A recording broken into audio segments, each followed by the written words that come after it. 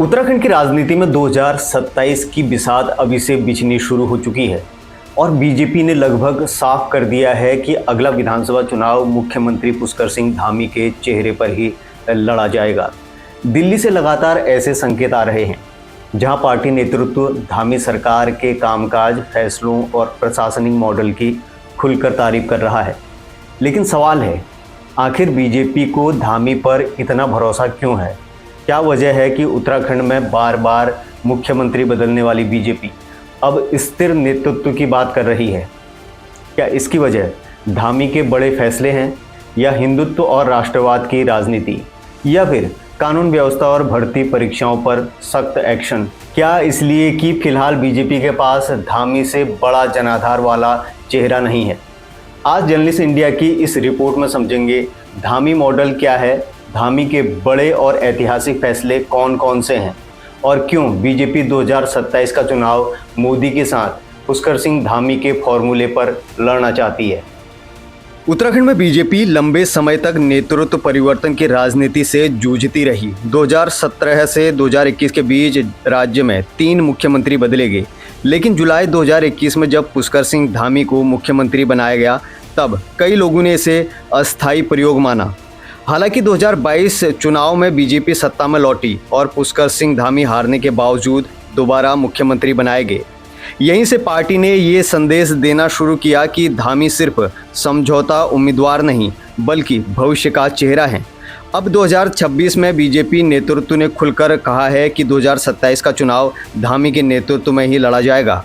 BJP नेताओं ने धामी सरकार के सुशासन और विकास मॉडल की खुलकर तारीफ की। धामी पर भरोसा क्यों? बीजेपी का धामी पर भरोसा कई राजनीतिक और प्रशासनिक कारणों से जुड़ा हुआ है। नंबर 1, युवा और आक्रामक नेतृत्व। सीएम धामी को बीजेपी युवा, निर्णायक और तेज फैसले लेने वाला नेता बताती है। वे संगठन से निकले नेता हैं, इसलिए कार्यकर्ताओं के बीच उनकी पकड़ मजबूत मानी जाती है।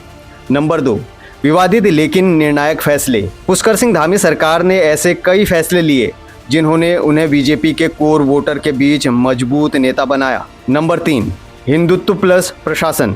धामी ने खुद को सिर्फ विकासवादी मुख्यमंत्री नहीं बल्कि वैचारिक मुख्यमंत्री के तौर पर स्थापित किया।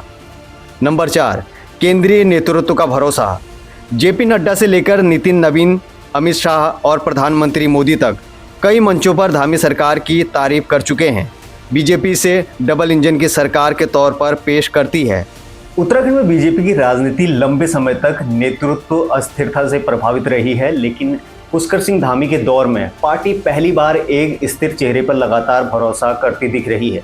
और यही वजह है कि अब 2027 की पूरी राजनीति पुष्कर सिंह धामी के इर्द गिर्द घूमती हुई नजर आ रही है। अब बात धामी के बड़े और ऐतिहासिक फैसलों के कर लेते हैं। धामी सरकार का सबसे बड़ा और राष्ट्रीय स्तर पर चर्चा में आया फैसला यूसीसी यानी समान नागरिक संहिता रहा। उत्तराखंड देश का पहला राज्य बना जिसने यूसीसी लागू किया। बीजेपी ने इसे ऐतिहासिक और साहसिक फैसला बताया। बीजेपी से महिलाओं के अधिकार, समान कानून और सामाजिक सुरक्षा से जोड़ती है, जबकि विपक्ष से ध्रुवीकरण की राजनीति बताता है। नंबर 2, देश का सख्त एंटी चीटिंग लॉ। उत्तराखंड में भर्ती परीक्षा पेपर लीक मामलों के बाद धामी सरकार ने देश के सबसे सख्त नकल विरोधी कानून में से एक लागू किया। भर्ती प्रक्रियाओं में काफी लंबा समय लगता था और इस देरी का फायदा उठाकर भ्रष्टाचारी और रिश्वतखोर लोग अपना खेल खेला करते थे, नकल माफिया हावी होते थे। हमने इस समस्या को गंभीरता से देखते हुए और इन माफियाओं पर अंकुश लगाने के लिए देश का सबसे सख्त नकल विरोधी कानून हमने लागू किया। इस कानून में उम्र कैद तक की सजा और संपत्ति जब्त करने जैसे प्रावधान रखे गए। सरकार का दावा है कि 100 से ज्यादा नकल माफिया जेल भेजे गए और हजारों युवाओं को पारदर्शी भर्ती मिली। युवाओं के बीच यही फैसला धामी सरकार की सबसे बड़ी राजनीतिक ताकत माना जाता है। Anti conversion law. धामी सरकार ने धर्मांतरण यानी कन्वर्जन विरोधी कानून को और सख्त बनाया। बीजेपी इसे सांस्कृतिक सुरक्षा से जोड़ती है, जबकि विपक्ष से धार्मिक ध्रुवीकरण की राजनीति बताता है। लैंड जिहाद और अतिक्रमण अभियान। धामी सरकार ने अवैध अतिक्रमण और लैंड जिहाद के खिलाफ अभियान चलाया। देवभूमि में पहचान और धार्मिक स्थलों की सुरक्षा को लेकर सरकार ने आक्रामक रुख अपनाया। इसका असर बीजेपी के हिंदुत्व वोट बैंक पर साफ दिखाई दिया। 4 धाम यात्रा और इंफ्रास्ट्रक्चर। धामी सरकार ने चारधाम यात्रा, सड़क, रेल और एयर कनेक्टिविटी पर फोकस किया। सीमांत इलाकों तक सड़क पहुंचाने और पर्यटन बढ़ाने को सरकार अपनी उपलब्धि बताती है। निवेश और रोजगार। सरकार लगातार निवेश सम्मेलनों और रोजगार के दावों को आगे रखती रही है। बीजेपी से विकसित उत्तराखंड मॉडल बताती है, हालांकि विपक्ष बेरोजगारी और पलायन को अब भी बड़ा मुद्दा बताता है। अब समझते हैं धामी मॉडल क्या है। राजनीतिक विश्लेषकों के मुताबिक धामी मॉडल 3 चीज़ों पर आधारित है: हिंदुत्व, सख्त प्रशासन, विकास और इंफ्रास्ट्रक्चर। यानी एक तरफ यूसीसी, कन्वर्जन लॉ और सांस्कृतिक मुद्दे, तो दूसरी तरफ सड़क, निवेश, पर्यटन और रोजगार की बात। बीजेपी को लगता है कि यही कॉम्बिनेशन 2027 में भी फायदा पहुंचा सकता है। दरअसल बीजेपी की रणनीति सिर्फ धामी की लोकप्रियता पर नहीं, बल्कि विपक्ष की कमजोरी पर भी टिकी हुई है। कांग्रेस अभी तक उत्तराखंड में एक मजबूत और सर्वमान्य चेहरा बनकर नहीं उभर पाई है।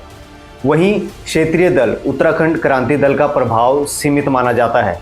बीजेपी को लगता है कि धामी के सामने फिलहाल विपक्ष के पास वैसा आक्रामक और स्पष्ट नेतृत्व नहीं है। हालांकि धामी सरकार के सामने चुनौतियां कम नहीं है। बेरोजगारी, पलायन, पहाड़ बनाम मैदान की राजनीति, आपदा प्रबंधन, अंकिता भंडारी केस जैसे मुद्दे, भर्ती घोटालों की पुरानी छवि, ये ऐसे मुद्दे हैं जिन पर विपक्ष लगातार सरकार को घेरता रहा है। अगर 2027 तक इन मुद्दों पर जनता में नाराजगी बढ़ी तो बीजेपी की राह मुश्किल हो सकती है। बीजेपी अच्छी तरह जानती है कि उत्तराखंड में सिर्फ संगठन नहीं, चेहरा भी चुनाव जिताता है। और फिलहाल पार्टी को लगता है कि पुष्कर सिंह धामी ही वो चेहरा है जो संगठन, सरकार और विचारधारा तीनों को एक साथ लेकर चल सकते हैं। 2027 अभी दूर है, लेकिन बीजेपी ने संकेत साफ कर दिए हैं कि उत्तराखंड में अगली लड़ाई सिर्फ मोदी के नाम पर नहीं, बल्कि पुष्कर सिंह धामी के नाम पर भी लड़ी जाएगी। अब देखना ये होगा कि क्या धामी मॉडल बीजेपी को लगातार दूसरी बार सत्ता दिला पाएगा या फिर विपक्ष कोई नया राजनीतिक समीकरण खड़ा करेगा। वैसे आपको क्या लगता है? अपनी राय कमेंट बॉक्स में साझा करें। रिपोर्ट में इतना ही। बाकी देश और दुनिया की तमाम खबरों के लिए आप www.journalistindia.com और .in पर लॉगिन करें। साथ ही हमारे फेसबुक, इंस्टाग्राम, ट्विटर यानी एक्स, लिंक्डइन और यूट्यूब पर भी हमें फॉलो करें।